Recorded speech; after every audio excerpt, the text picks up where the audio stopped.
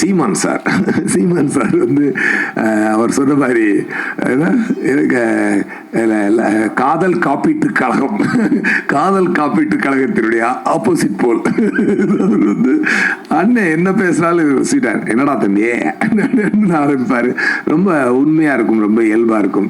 நான் கூட அந்த இங்கிலீஷ்ல trouble cause for my flourishing business தலித்து வெந்தோரை தாண்டாக்கி கொள்ளல் நேரி செய்வன்பா புரியலையா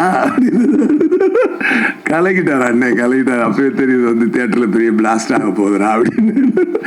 அது சூப்பரா பண்ணார். அவருடைய அந்த தன் மனதில் அவர் வச்சிருக்கக்கூடிய ஒரு அந்த தமிழ் மீது இருக்கக்கூடிய மாறாத பற்றும் அந்த நல்ல வாழ்க்கையின் மீது அவருக்கு இருக்கக்கூடிய பாசமும் அவர் நேசமும் அந்த படத்தில் அது அழகா கன்வே ஆச்சு.